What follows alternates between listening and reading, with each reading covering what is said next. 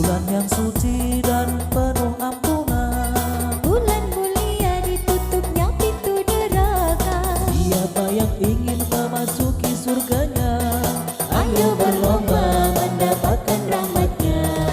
Semua bahagia, bersuka cita, Ramadan ceria bersama STI Ma'arif Darul.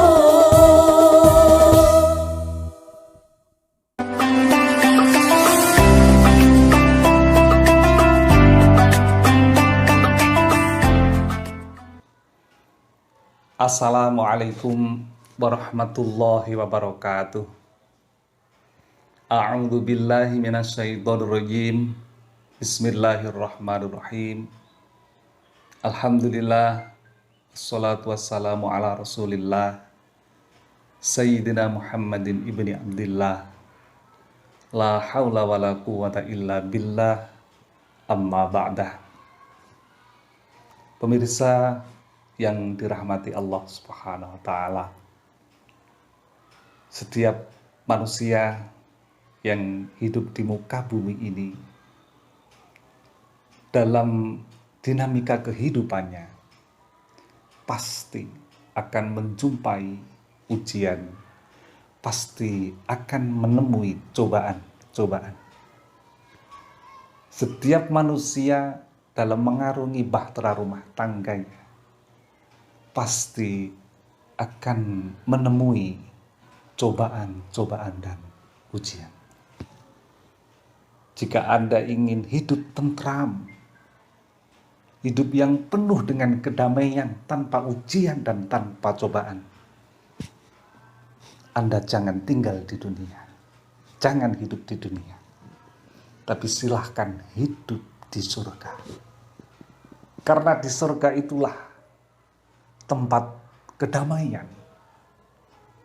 kedamaian yang hakiki, kedamaian yang abadi.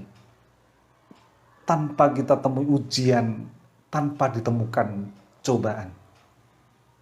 Kedamaian yang abadi hakiki, khalidina fiha.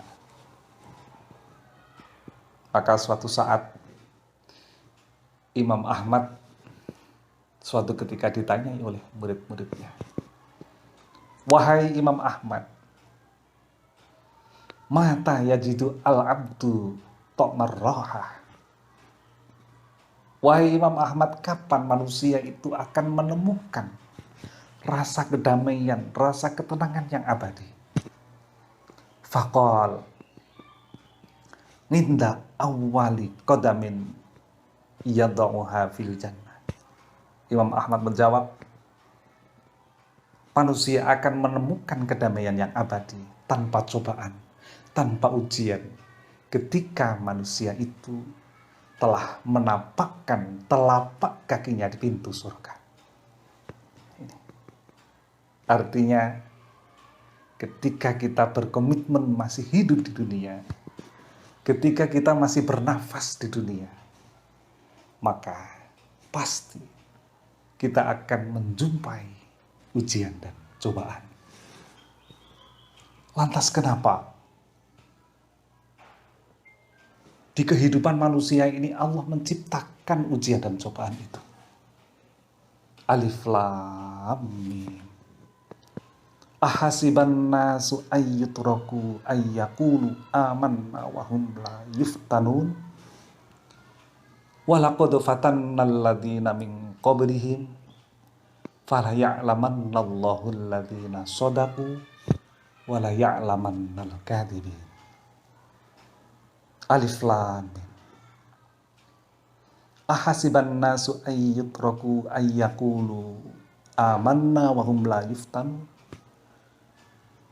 Manusia mengira setelah mereka dibiarkan mengucapkan saya beriman, kemudian mereka mengira tidak akan mendapatkan cobaan, tidak akan dicoba oleh Allah, tidak akan diuji oleh Allah.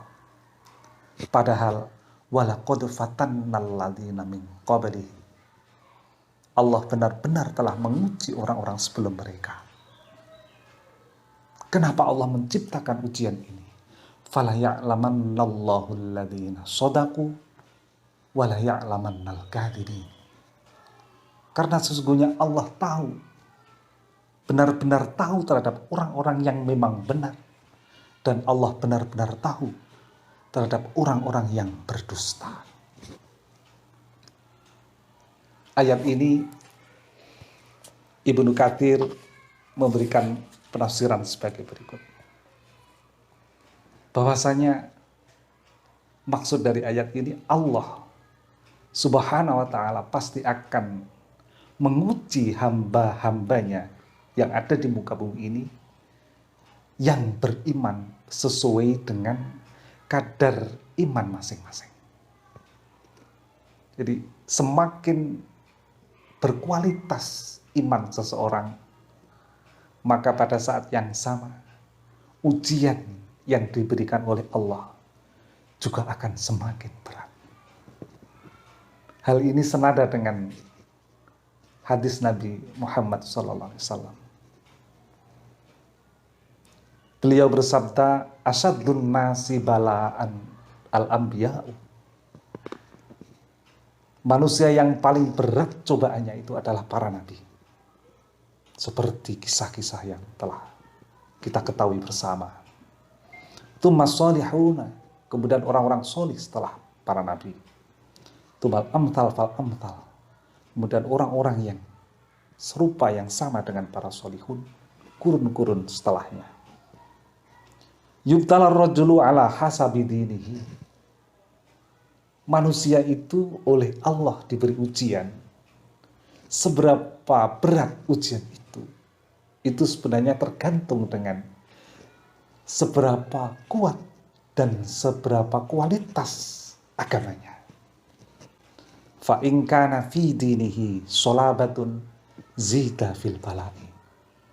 Maka ketika orang itu agamanya semakin kuat, imannya semakin berkualitas, imannya semakin dalam, semakin tebal, maka pada saat yang sama Allah memberikan cobaan yang semakin berat. Semakin tinggi sebuah pohon, maka semakin kencang angin menerpa. Pemirsa rahimakumullah, dari uraian tadi, maka tidaklah mungkin kita itu berusaha lari dari cobaan, menghindar dari ujian. Kita harus pandai-pandai dan bijaksana menyikapi sebuah ujian dan cobaan itu. Maka disinilah akan kita ketahui betapa iman di dalam hati kita, al-iman fi sodri, berperan penting dalam menyelesaikan sebuah cobaan maupun ujian yang datang dari Allah Subhanahu wa ta'ala. Ketika ujian itu datang, ketika cobaan melanda pada diri kita, di saat yang sama keimanan kita itu kuat, pasti kita akan mengambil sikap sobar, atau dalam bahasa kita disebut dengan sabar. Pemirsa rahimakumullah, memang kata sabar itu mudah sekali diucapkan, tapi betul-betul sulit untuk diimplementasikan.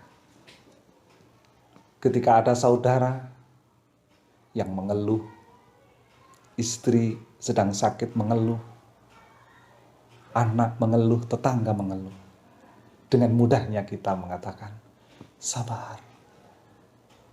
Tapi sebaliknya ketika diri kita dihadapkan oleh ujian dan cobaan, betapa sulit menata hati kita untuk mewujudkan sifat sabar itu. Maka untuk memotivasi dan mendorong kita untuk selalu berusaha sabar, kita harus ingat janji-janji Allah yang beliau tidak pernah mengingkari, bahwa orang yang bersabar, Allah menjanjikan di balik itu pahala yang besar sekali. Orang yang bersabar, Allah akan mengangkat derajat setinggi-tingginya kepada orang tersebut. Orang yang bersabar meskipun pahit, suatu saat pasti akan merasakan buah yang manis dari kesabaran itu. Imam Al-Haddad dalam hal ini mengubah sebuah syair. Wahali fis sabra wa'lam anna awwalahu murun wa akhirahu kasyahti wad-dharbi. Berjanjilah pada dirimu untuk selalu bersabar. Meskipun awal dari kesabaran itu pahit sepahit empedu. Karena akhir kesabaran itu akan berbuah manis semanis madu. Wallahu a'lam. Wallahul muwaffiqu ila aqwamit thoriq. Assalamualaikum warahmatullahi wabarakatuh. Bersama SD